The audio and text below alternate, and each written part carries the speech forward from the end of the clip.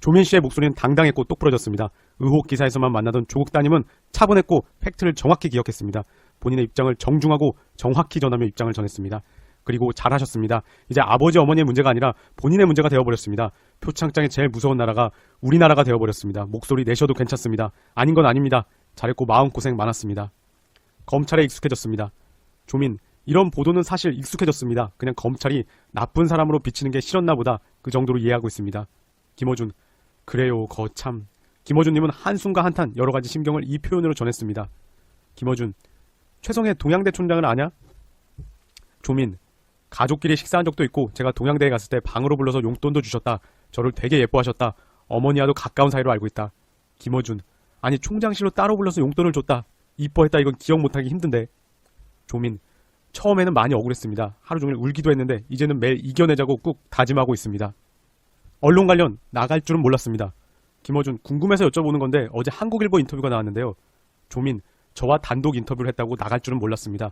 가족 측 입장으로 반영되는 걸로 알고 설명했는데요. 김어준, 자청한 게 아니다. 언론이 그럴 때가 있다. 조민, 그게 그분들 직업이니까 괴롭죠. 괴롭습니다. 온 가족이 언론의 사냥감이라도 할까요? 그렇게 된 것 같습니다. 언론에는 그만 말하겠습니다. 인터뷰 결심 이유, 그리고 꼭 밝히고 싶다. 조민, 제가 제 대학원이랑 입학 취소를 가능할 수 있다는 기사도 보았고 검찰에서 저를 표창장 위조나 아니면 입시방해로 기소를 할 수도 있다는 생각이 들었습니다. 조민, 저는 봉사활동이나 인턴을 하고 나서 받은 것을 학교에 제출했다. 위조를 한 적 없다. 조민, 근데 주변에서는 어머니가 수사를 받고 저를 보호하려고 자신이 하지도 않은 일들을 다 했다고 할 수도 있다고 많이 합니다.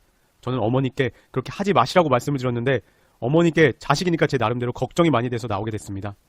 김어준, 어머니가 수사받는 과정에서 검찰이 딸에게 두는 혐의가 있는데 어머니가 딸을 걱정해서 본인이 다 안고 가고 그 과정에서 하지도 않은 일을 해버릴까 하는 걱정이 됐다. 그래서 나오신 거네요. 조민, 제가 아무리 말을 해도 정작 어머니께서 수사를 받으시면서 그렇게 해버릴까봐 좀 걱정이 많이 됐고 어떻게 이거를 막을 수 있을까 고민이 되어 나오게 됐습니다. 이 자리를 빌어서 저는 상관이 없으니 공개적으로 밝히고 싶어서 나왔습니다. 본인이 고졸이 되면 어떻게 해요? 조민, 그럼 억울하죠. 인생 10년 정도가 사라지는 것. 하지만 고졸돼도 상관없습니다. 시험은 다시 치면 되고 30에 의사가 못 되면 40에 되면 된다. 의사가 못 된다면 해도 다른 일을 할 수 있다고 생각한다. 하지만 어머니가 저 때문에 책임을 지는 것은 견딜 수가 없다. 김어준이 다시 정말 고졸이 되어도 상관없어요? 라고 질문하자 조민은 네, 상관없습니다. 조국 아버지가 인터뷰 반대 안 했나?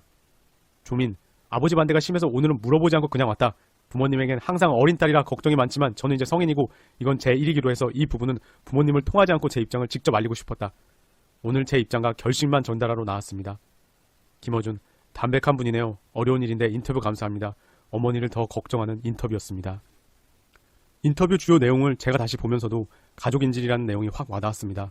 이런데도 류여에는 뜬금없이 조국, 조민, 정경심 아프니? 박근혜는 더 아파. 이런 말을 합니다. 하다하다 남녀 편가르기까지 언론까지. 가부장 조국에게 여성들은 왜 침묵하나? 이런 기사를 봤습니다. 정작 기사를 읽어보면 여성단체들은 아직 현 상황에 대해 별다른 언급을 하지 않고 있다라고 언급합니다. 조 장관의 발언은 전통적인 성역할 고정관념을 확대 재생산하는 것이다 라고 마구 써내려갔지만 결국 기자들이 본인들이 잡은 가부장이라는 걸 끼워 맞추기 위해 여기저기 전화를 돌려보지만 별다른 언급을 하지 않고 있는 여성단체에 오히려 당황하는 모습입니다. 중앙대 사회학과 교수는 무책임한 가부장보다는 낫지만 2019년도에도 그런 모습이 한국 진보 진영이 보여주는 프레임이라면 상당한 문제가 있는 것이라는 인용도 하면서 억지로 프레임을 끼워 맞추는 모습입니다. 이젠 하다하다 가부장 프레임까지 조국 장관에 씌우고 있는 현실입니다. 정강훈 목사 집회 중 헌금 요구. 어제 광화문 집회 이야기도 잠시 하고 가겠습니다. 저는 어제 12시쯤 5호선 광화문역을 지났는데요. 많은 노인분들로 인해 지하철 문이 안 닫혀서 기관사분이 질서 있게 내려주세요를 반복하는 상황이 연출됐습니다. 때문에 일부에서는 지하철 무임승차를 줄였다면 어제 인원이 적었을 것이다 라는 이야기도 할 정도였습니다. 전 목사는 어제 발언도 강했는데요. 갑자기 할렐루야, 오늘 행사 중 가장 깊은 시간이 돌아왔다. 헌금하는 시간이다. 헌금하는 시간 지난 8월 10월 비가 많이 와서 제가 부도가 났다. 우리가 다 주머니를 털어서 영광과 가름에 주시옵소서라고 말하기도 했습니다. 실제 집회 현장 곳곳에서는 흰색 헌금함을 들고 있는 사람들이 목격됐습니다. 변질된 집회의 단면을 보여주고 있는 대목입니다. JTBC도 순환시대. 서초동에서도 손석희 돌아오라 팻말이 JTBC 생방송을 타기도 했었는데요. 어제 집회에선 현장을 빠져나가는 취재 차량을 시위대가 15분 정도 둘러서 파손되기도 했습니다. 이에 대해 손석희 앵커는 저희는 오늘 벌어진 일에 대해서는 증거 수집해서 법적 대응을 검토하겠습니다 라고 하기도 했습니다. 이 장면이 JTBC 뉴스룸과 손석희 앵커에게 어떤 도화선이 됐으면 좋겠다는 생각을 해봅니다. JTBC 취재 차량이 흔들리고 기자가 안 좋은 일을 당하자 손석희 앵커도 참을 수가 없었던 듯 싶습니다. 점잖은 이낙연 총리님마저 오늘 이런 이야기를 하셨습니다. 집회와 시위의 자유는 보장돼야 하지만 폭력을 포함한 불법은 용납돼서는 안 된다. 문화재 훼손도 있었다. 엄정 조사하라. 조국 대면 조사 방침 그리고 윤석열 2탄. 윤석열은 오늘 자체 개혁안 2탄을 내놓습니다. 바로 피의자 공개 소환 전면 폐지한다고 언론에 알렸습니다. 피의자 등 사건 관계인을 포토라인에 세우던 관행을 없애겠다는 것인데요. 그런데 아직도 검찰은 언론에 조국 장관 대면 조사 방침을 바로 오늘도 흘리고 있었습니다. 확정도 아닌데 초유의 장관 소환을 언론에 흘리고 있는 상황입니다. 거기다 조 장관은 지난달 26일 국회 대정부 질문에서 검찰이 소환할 경우 장관직을 사퇴할 것인지를 질문받고 소환되면 거칠 고민해보겠다는 내용도 곁들입니다. 검찰은 물러서지 않겠다는 것이고 소환받은 정경심 조사가 건강 때문에 돌아간 것도 황제 소환 운운하면서 피의자 진술조서 날인도 안 하고 귀가했다고 언론에 빵빵 내보냅니다. 자체 개혁안 2탄을 발표했지만 더 지켜보고 감시해야 하는 반증입니다. 검찰이 오늘 나경원 원내대표와 한국당 17명의 패스트트랙 출석을 요구했는데요. 계속 지켜봐야겠습니다. 그럼 정리해보겠습니다. 조국 장관님 자녀분들이 아버지를 닮았는지 차분하고 유연해서 어떤 어른보다 어른스러운 느낌입니다. 꼭 진실이 이기길 바랍니다. 힘내시고 우리는 믿습니다. 가족을 괴롭히는 검찰과 언론은 반드시 개혁해야 합니다. 특히 이를 서울중앙지검 특수 2부가 맡았다는 점이 큰 주목을 받았어요. 검찰이 이 사안을 단순한 형사사건이 아니라 특별 수사 대상으로 보고 있다는 해석이 가능하기 때문이죠. 여당과 야당이 모두 당혹스러워한다는 보도가 나올 만큼 검찰과 윤석열 검찰총장의 이번 압수수색은 향후 정치권 판도에 여러모로 큰 영향을 줄 가능성이 매우 높은 굉장히 중요한 분수령이 될 전망입니다. 이번 압수수색에 대한 해석, 앞으로의 전망이 굉장히 다양하게 나오고 있는 상황이죠. 검찰이 살아있는 권력에 칼을 겨눴다. 검찰 개혁을 주장하는 자에 대한 일종의 쿠데타다. 모든 것이 청와대의 사전 동의를 얻은 쇼가 될 것이다 등 의견이 분분합니다. 저는 이번 검찰의 압수수색이 조국 청문회에 어떤 영향을 끼칠 것인가에 대해서 크게 세 가지로 나누어 이야기를 하도록 하겠습니다. 첫째, 조국이 다가올 청문회에서 굉장히 중요하거나 국민들로부터 예민한 반응을 불러일으킬 수 있는 핵심 사안들에 대해서 검찰 수사 중이라는 이유를 들어 대답을 회피하거나 또는 희석시킬 가능성이 높아졌다는 점입니다. 현재 인사청문회 날짜는 아직은 논란이 좀 되고 있긴 하지만 일단은 9월 2일에서 3일까지 이틀에 걸쳐 실시한다는 것이 확정이 돼 있는 상태죠. 저는 검찰의 압수수색이 청문회를 통해 소명하겠다던 조국에게 어쩌면 방어할 수 있는 카드가 될지도 모른다는 점이 상당히 우려스럽습니다. 사실 법무부 장관 후보자가 검찰 특수부의 압수수색을 받게 된 상황에서 사퇴를 하지 않는다는 것 자체가 굉장히 이상한 상황이죠. 검찰의 결단에 의해 일단 사퇴를 하는 것이 자연스러운 상황인데 조국은 오늘도 언론과의 인터뷰에서 청문회를 준비하겠다는 발언을 했습니다. 죽어도 사퇴는 안 한다는 거겠죠? 그런데 이렇게 될 경우 청문회에서 검찰 조사를 받고 있는 매우 예민한 사안들에 대해서 조국이 향후 검찰 조사 결과를 통해 다시 말씀드리겠다라는 식의 답변을 할 가능성이 더욱 높아졌다는 뜻입니다. 더군다나 조국은 국민 정서와는 괴리가 있지만 위법을 한 적은 없다라는 답변을 여러 차례 해왔어요. 그렇기 때문에 청문회에서 여러 가지 근거들을 제시하며 사퇴를 압박할 때에도 법적으로는 문제가 없고 이는 검찰 조사에서 드러날 것이라는 식으로 답변을 전개할 가능성이 생겨버렸다는 겁니다. 자, 둘째, 문재인 대통령의 임명 강행 가능성을 더욱 높일 수 있다는 점입니다.